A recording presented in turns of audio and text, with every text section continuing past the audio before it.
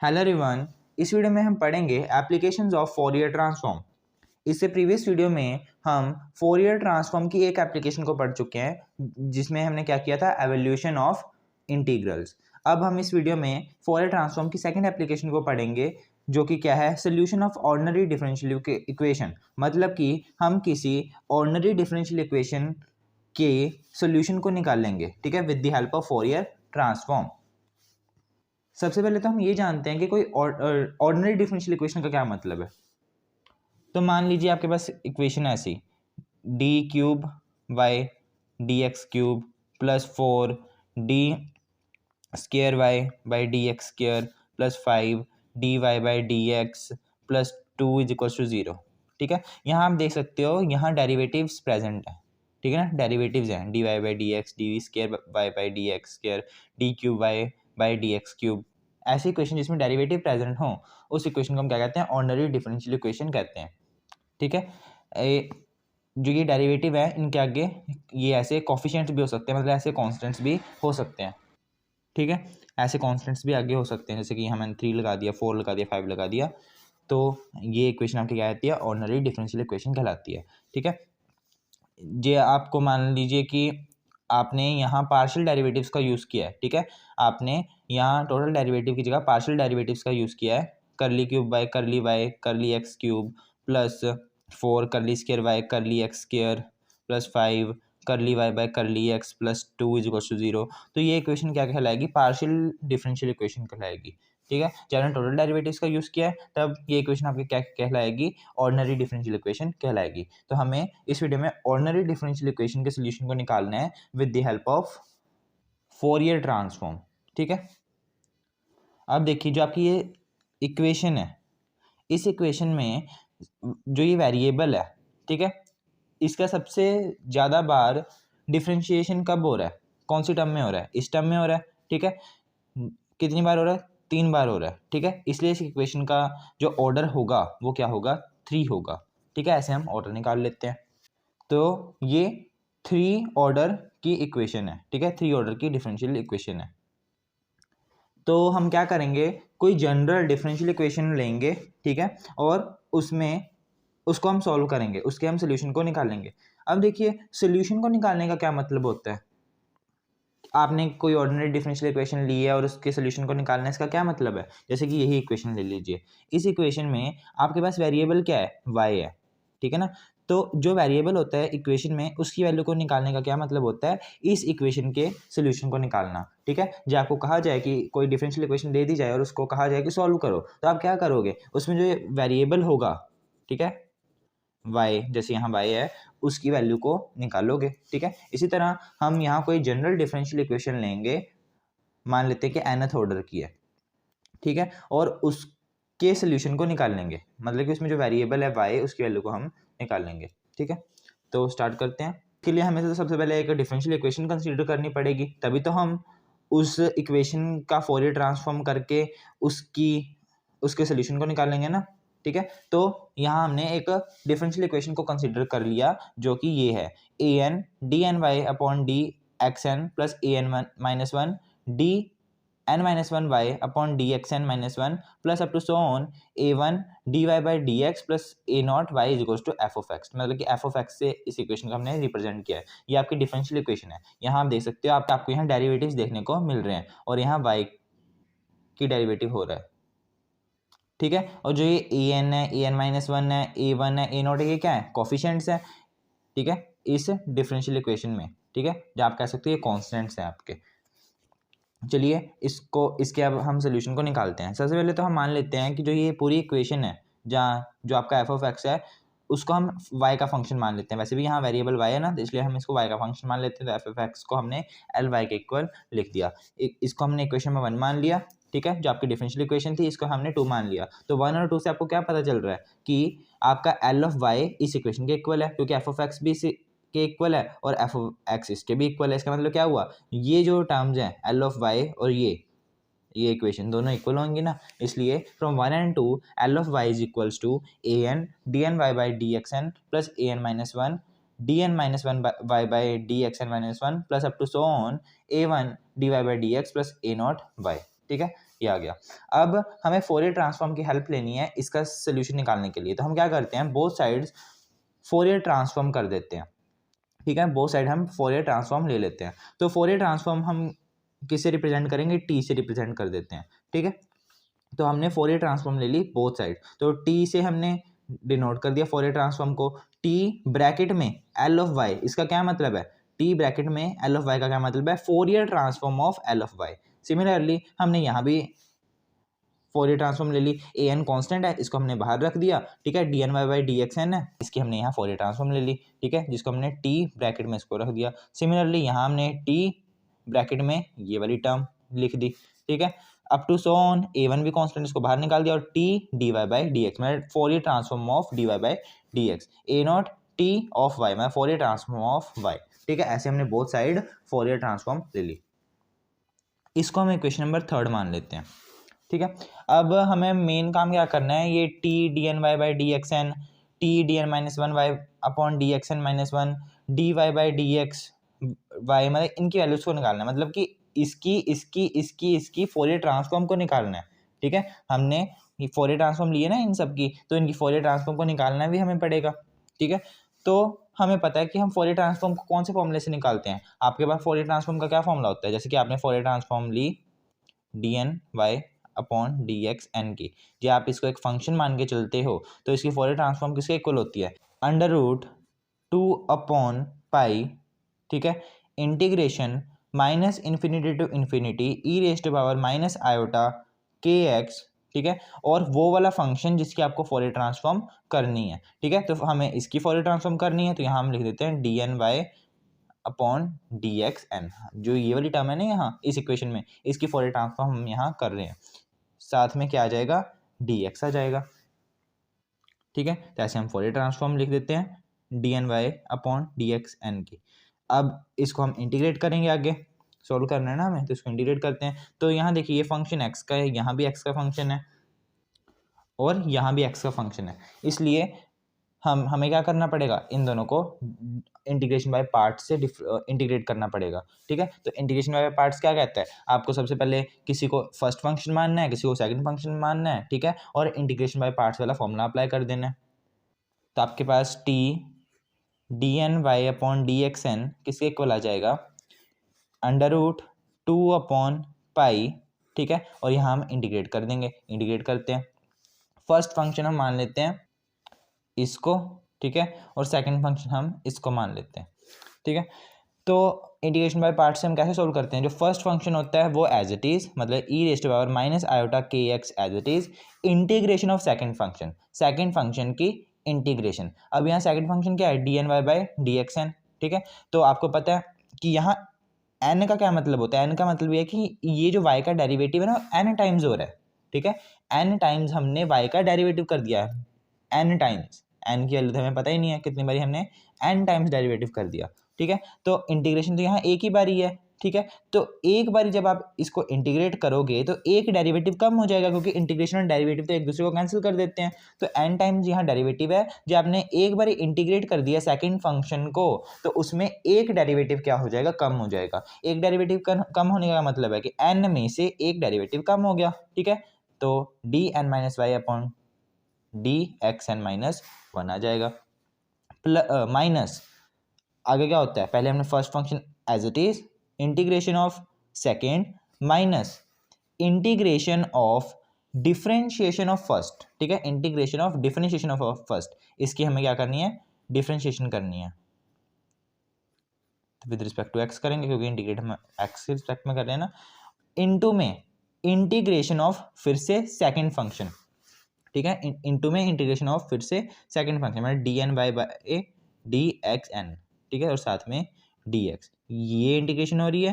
ठीक है, ये डी एक्स इस इंटीग्रेशन के लिए, और एक बाहर डी एक्स और लगेगा इस बड़ी इंटीग्रेशन के लिए, इस बड़ी इंटीग्रेशन के अंदर ही ये छोटी आ रही है। ठीक है, चलिए आगे करते हैं। T D N Y upon D X N किसके इक्वल आ जाएगा, under root 2 upon pi E raise to power minus iota K X D N minus one Y D X N minus one minus. अब देखिए इसका differentiation करोगे तो क्या आ जाएगा, इसका डिफरेंशिएशन करोगे तो क्या आ जाएगा, E raised to power minus iota K X as it is, मतलब कि इसका डिफरेंशिएशन यही होता है, ठीक है। और इनटू में इसका फिर से डिफरेंशिएशन, मल्टीप्लिकेशन में इसका फिर से डिफरेंशिएशन, वो क्या आ जाएगा, माइनस आयोटा के, ठीक है। और इसकी इंटीग्रेशन भी है, इसकी इंटीग्रेशन फिर से क्या आ जाएगी, एन टाइम डेरिवेटिव हो रहा है और इंटीग्रेशन एक बार ही हो रही है, मतलब कि एक डेरिवेटिव यहाँ कम हो जाएगा, मतलब D N minus one Y upon D X N minus one और साथ में डी एक्स, ठीक है। इसकी इंटीग्रेशन होगी तो इसका डी एक्स खत्म हो गया, अब एक ये डी एक्स बचा है इस बड़ी इंटीग्रेशन का, वो हमने साथ में लिख दिया, ठीक है। तो ये जो आपकी इक्वेशन आई है इसको मैं नेक्स्ट पेज पे लिख देता हूँ। तो आपके पास ये टर्म आई थी, Fourier transform of dny upon dxn is equals to under root 2 upon pi bracket start e raised to power minus iota kx into में dn minus 1 y upon dxn minus 1 minus integration of minus, यहाँ minus iota के है ना, तो ये minus minus plus हो गया, तो यहाँ हम माइनस हटा देते हैं, इन आयोटा के इंटू में E raised power minus iota K X into में D N minus one Y upon D X N minus one into में डी एक्स, ठीक है। और लिमिट्स भी तो थी आपकी, इंटीग्रेशन हो रही थी ना, तो लिमिट्स थी आपकी माइनस इन्फिनिटी टू इन्फिनिटी। अब देखिए ये लिमिट्स इनकी भी है और इनकी भी है, ठीक है। तो ये आ जाएगा T D N Y upon D X N is equals to under root 2 upon pi E raised power minus iota K X D N minus one Y upon D X N minus one, और minus infinity to infinity limits हैं इसकी, plus इसकी भी limits हैं, तो यहाँ तो integration लगा ही हुआ था, इंटीग्रेशन के ऊपर ही लिख देते हैं, minus infinity to infinity limits है I of K E raised power minus iota K X D N minus one Y upon D X N minus one D X, ठीक है। अब देखिए जे हम यहाँ बाउंड्री कंडीशन लगाएं, क्या बाउंड्री कंडीशन लगाएं कि जब x की वैल्यू, देखिए अब आपको क्या करना है, यहाँ अपर लिमिट पुट करोगे, ठीक है, और लोअर लिमिट पुट करोगे।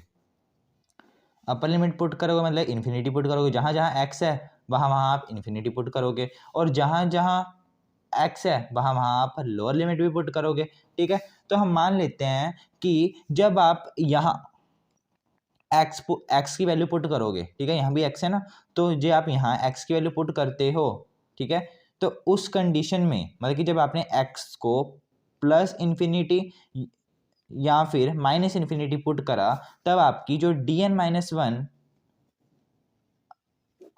Y upon D X N minus one की जो वैल्यू आएगी वो 0 आएगी, ये हम एज्यूम करके चलते हैं, ठीक है। तो जब आप मतलब कि यहाँ प्लस इन्फिनिटी पुट करोगे इस पूरी ब्रैकेट में, तब भी ये 0 हो जाएगा, और जब आप माइनस इन्फिनिटी यहाँ पुट करोगे तब भी ये 0 हो जाएगा। इसका मतलब ये जो आपकी पूरी जो टर्म है वो क्या हो जाएगी, वैनिश हो जाएगी, ठीक है। तो ये पूरी टर्म तो आपकी खत्म होगी, आपके पास बचा क्या, T D N Y upon D X N is equals to under root 2 upon pi, तो आपकी वैनिश होगी, खत्म होगी क्योंकि 0 होगी, ठीक है। आपकी टर्म बची क्या, integration minus infinity to infinity I of K E raised power minus iota K X D N minus one Y upon D X N minus one into में डी एक्स, ठीक है, ये टर्म आ गई। अब जो ये आयोटा के है इसको मैं, ये कांस्टेंट है, इसको मैं बाहर लिख देता हूँ, D N Y D X N is equals to iota K हमने बाहर लिख दिया, अंडर रूट 2 अपॉन पाई, अंदर क्या बचा है, integration minus infinity to infinity E raised power minus iota K X D N minus one Y upon D X N minus one D X, ठीक है।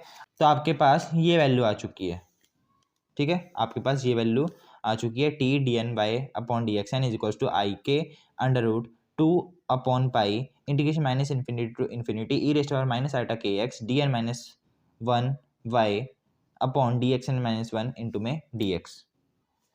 अब यहाँ फिर से इंटीग्रेशन आ गया, इसको फिर से आपको इंटीग्रेशन बाय पार्ट से सॉल्व करना पड़ेगा। जब आप इसको फिर से इंटीग्रेशन बाय पार्ट से आगे सॉल्व करोगे तो आपके पास जो आंसर आएगा वो आएगा T D N Y upon D X N is equal to I K की power 2 under root 2 upon pi integration minus infinity to infinity E raised to power minus iota K X, ठीक है, D N minus two Y upon D X N minus two into में D X, ठीक है। इसको solve करोगे आपके पास फिर ये आ जाएगा, ठीक है, इस इंटीग्रेशन को सॉल्व करोगे फिर से आपके पास ये टर्म आ जाएगी, ठीक है। अब यहाँ फिर से ये टर्म आ गई, इसको फिर से इंटीग्रेट करोगे तो इसको दोबारा से इंटीग्रेट करोगे तो क्या हो जाएगा, जब आपने इसको एक बार ही इंटीग्रेट करा था पहले फोरियर ट्रांसफॉर्म का ये वाला फॉर्मूला लगा के इसका, ठीक है, तो आपके पास आई के आ गया, ठीक है, और ये एक जो पावर थी इसकी कम होगी, बाकी सब कुछ एज इट इज। जब आपने एक बारी इसको और इंटीग्रेट करा, जो यहाँ इंटीग्रेशन जो फिर से आ गई है ना, इसको दोबारा से आपने इंटीग्रेट करा तो आपके पास यहाँ आई के की पावर एक और आ गई,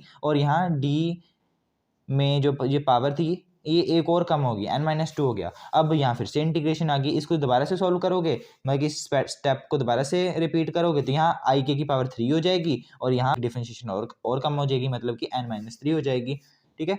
इसी तरह आपको ये जो स्टेप है, repeating this the step n-2 time, अब आप इस स्टेप को n-2 टाइम्स और रिपीट करोगे, ठीक है। आपने एक बार ही करा स्टेप तो आपके पास ये आया, आपने दूसरी बार जब स्टेप करा आपके पास ये आया।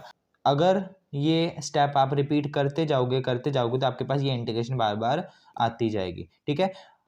और ये इंटीग्रेशन खत्म कब होगी, जब आप ये स्टेप n टाइम्स कर लोगे, ठीक है, क्योंकि यहाँ इंटीग्रेशन है और डिफरेंशिएशन n-2 टाइम है, तो इंटीग्रेशन कब कैंसिल होगी, जब आपके सारे डेरिवेटिव्स कैंसिल हो जाएंगे। सारे डेरिवेटिव्स कब कैंसिल होंगे, जब आप इस स्टेप को n टाइम्स रिपीट कर लोगे। एक बार ही हमने इस स्टेप को कर लिया है, ठीक है। अब इसका मतलब हम n-1 टाइम्स और इस स्टेप को करेंगे, तो n-1 टाइम जब आप इस स्टेप को करोगे तो आपके पास dny/dxn की जो वैल्यू आ जाएगी वो क्या आ जाएगी, जब आपने एक बार स्टेप करा तो आई के की वैल्यू क्या आई थी, 1 आई थी, ठीक है। जब आपने 2 बार स्टेप करा तो आई के की वैल्यू 2 आएगी, जब आपने 3 टाइम स्टेप्स करा तो आपके पास आई के की वैल्यू क्या आएगी, 3 आएगी। इसी तरह आते लास्ट तक आते आते आप n टाइम्स स्टेप को कर लोगे, ठीक है, n टाइम स्टेप को कर लोगे तो आपकी आई के की वैल्यू क्या आ जाएगी, n आ जाएगी, ठीक है। यहाँ हमने n-1 टाइम्स क्यों लिखा है, क्योंकि हम एक बार ये स्टेप कर चुके हैं, ठीक है, तो एक बार स्टेप कर चुके हैं, n में से एक बार स्टेप तो हम कर चुके हैं, ठीक है। अब हमें n-1 टाइम्स और करना है, ठीक है, ये तो आप ना लिखो, ये तो समझाने के लिए था, ठीक है। आपको इस स्टेप को n-1 टाइम्स और करना है, ठीक है ना। तो जब हमने एक बार ही करा तो आई की वैल्यू क्या थी, 1 थी। जब आप n-1 टाइम्स करोगे, ठीक है, मतलब कि n टाइम्स आपने कंप्लीट स्टेप को कर लिया, तब आई की वैल्यू क्या आ गई, n आ गई, इंटू में √2/पाई इंटीग्रेशन -∞ टू इन्फिनिटी e⁻⁻⁰kx। अब इसको आपने n टाइम्स क्या कर दिया, इंटीग्रेट कर दिया, ठीक है, n टाइम्स इस स्टेप को कर लिया। जब आपने एक बार स्टेप करा था तो इसकी एक पावर कम होगी थी, मतलब n-1 होगी। जब आपने n टाइम्स पूरा कर लोगे, ठीक है, n टाइम जब आप पूरा कर लोगे तो जो ये पावर है ये खत्म ही हो जाएगी, मतलब कि ये डिफरेंशिएशन खत्म ही हो जाएगी, d की पावर 0 हो जाएगी, मतलब डिफरेंशिएशन ही खत्म होगी। तो यहाँ अकेला क्या बचेगा, y बचेगा, साथ में dx। जी आप इसको ध्यान से देखो तो ये आपको क्या लग रहा है, ये आपको लग रहा है फोरियर ट्रांसफॉर्म ऑफ y, ठीक है ना।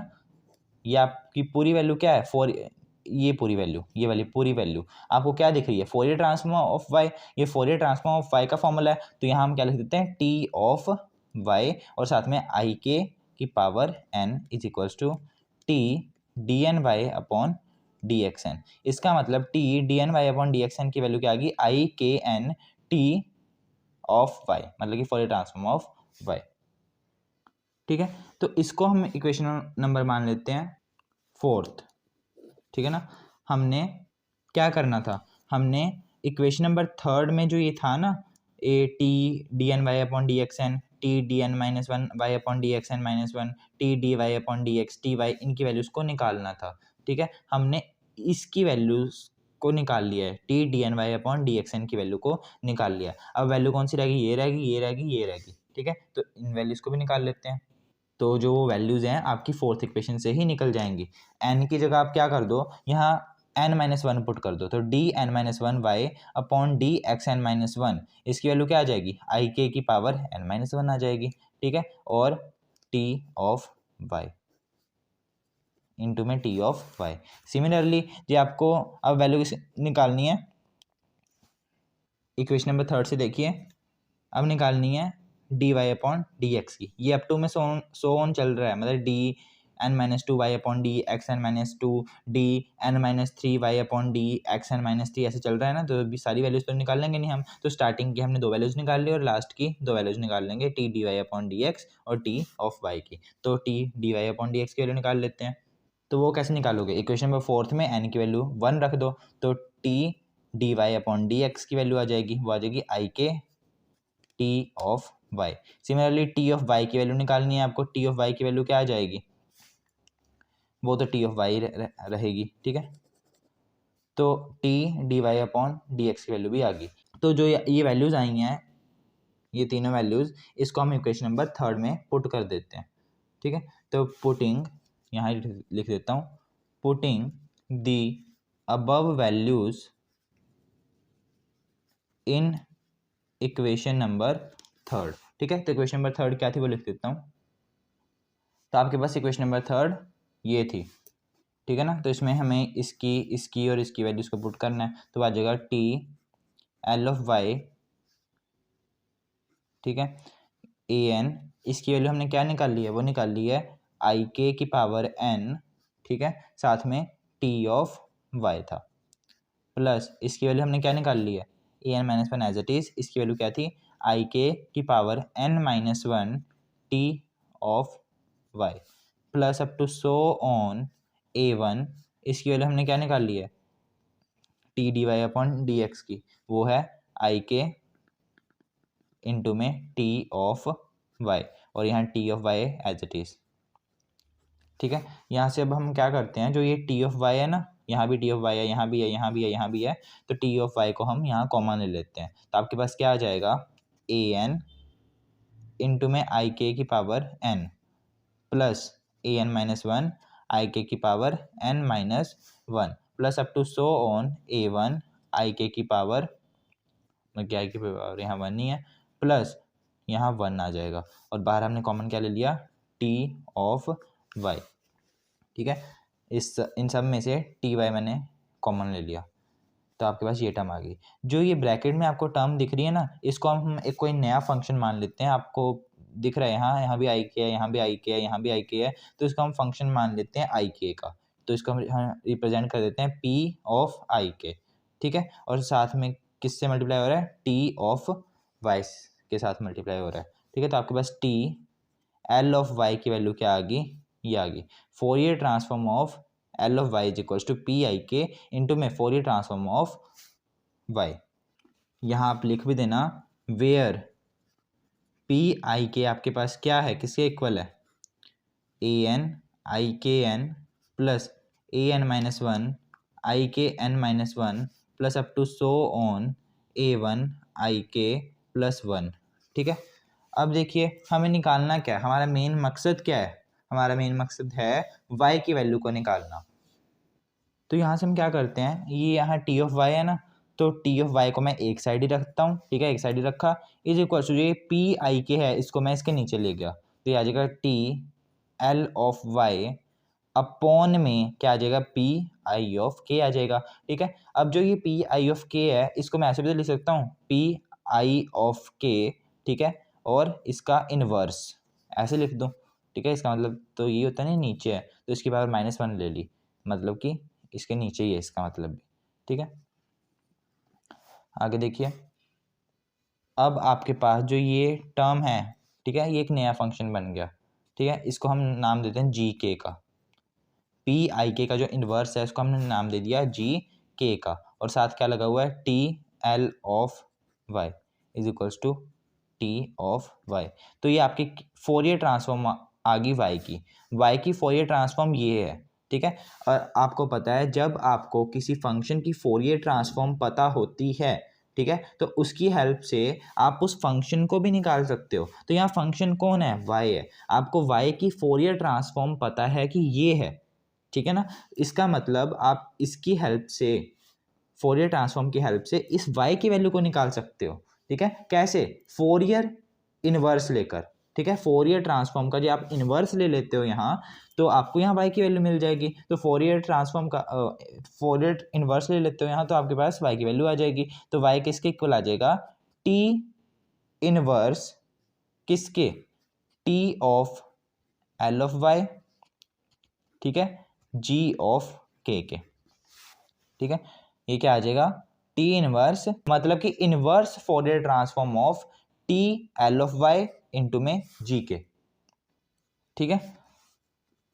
अब देखिए एक काम करता हूँ, ये आपका क्या था, एल ऑफ वाई आपका असलियत में था क्या, एफ ऑफ एक्स नहीं था, ठीक है। तो ये क्या आ जाएगा, टी में Fourier transform of F of x, और साथ में ये जी ऑफ के तो लगा ही हुआ है, ठीक है। अब इसको हम एक नया फंक्शन दे देते हैं, इसको हम क्या देते हैं, एफ ऑफ के, मतलब कि आप किसी भी कोई जी आपके पास कोई फंक्शन एफ ऑफ एक्स, उसकी फोरियर ट्रांसफॉर्म को आप एफ ऑफ के से भी तो रिप्रेजेंट कर देते हो, टी का मतलब क्या, फोरियर ट्रांसफॉर्म ही तो है, तो इसको हमने एफ ऑफ के लिख दिया, ये आपका जी ऑफ के साथ लगा हुआ है, ठीक है। और ये टी इनवर्स क्या दर्शा रहा है, फोरियर ट्रांसफॉर्म ऑफ ये इन दोनों का, ठीक है। तो ये आपके वाई की वैल्यू आ गई, ठीक है। तो जैसे जैसे हमने स्टेप्स करे हैं, ऐसे स्टेप्स कर कर आप फोरियर ट्रांसफॉर्म की हेल्प से किसी ऑर्डिनरी इक्वेशन के सोल्यूशन को निकाल सकते हो, ठीक है। और यहाँ आप एक चीज और नोटिस करोगे, आप देख सकते हो कि ये आपकी दो फोरियर ट्रांसफॉर्म्स की प्रोडक्ट है, ठीक है। आपने कॉन्वोल्यूशन थ्योरम में पढ़ा था कि अगर आपके पास दो फंक्शंस हैं F of X and G of X, ठीक है, और जे आप उनकी कॉन्वोल्यूशन करवा देते हो, कॉन्वोल्यूशन मतलब ऐसे, ठीक है, इनके आप कॉन्वोल्यूशन करवा देते हो, तो इनकी कॉन्वोल्यूशन जो आपने करवाई है इसकी आप फोरियर ट्रांसफॉर्म ले लो, ठीक है, इसकी आप फोरियर ट्रांसफॉर्म ले लो, तो वो फोरियर ट्रांसफॉर्म किसके इक्वल आएगी, इस फंक्शन की फोरियर ट्रांसफॉर्म इनटू में इस फंक्शन की फोरियर ट्रांसफॉर्म, मतलब कि इन दोनों फंक्शन की फोरियर ट्रांसफॉर्म के प्रोडक्ट के इक्वल आएगी। इसका मतलब ये टर्म जो है एफ ऑफ के इंटू में जी ऑफ के, ये क्या दर्शा रही है, ये दर्शा रही है कि ये एक फंक्शन की फोरियर ट्रांसफॉर्म है इनटू में दूसरे फंक्शन की फोरियर ट्रांसफॉर्म, मतलब कि दो फंक्शन की फोरियर ट्रांसफॉर्म की यहां प्रोडक्ट हो रही है। तो इसको आप क्या लिख सकते हो, इस इकट्ठे को आप क्या लिख सकते हो, Fourier transform of F of x into में जी ऑफ एक्स, मतलब कि convolution of F of x और जी ऑफ एक्स की फोरियर ट्रांसफॉर्म के इक्वल आप इसको लिख सकते हो, ठीक है। और ये साथ में टी इनवर्स तो लगा ही हुआ है, ठीक है, जहाँ आप इसको टी से रिप्रेजेंट कर दो, चलो टी से, ठीक है।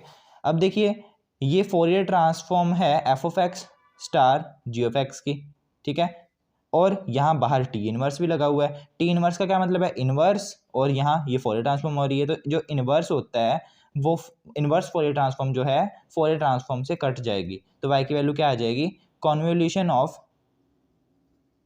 F of X and G of X के इक्वल, ठीक है, ये आ गई। तो आपका इस इक्वेशन का, इस ऑर्डिनरी डिफरेंशियल इक्वेशन का जो सोल्यूशन आ गया वो ये आ चुका है, ठीक है। तो ऐसे हम किसी ऑर्डिनरी डिफरेंशियल इक्वेशन के सोल्यूशन को निकाल सकते हैं with the help of Fourier transform.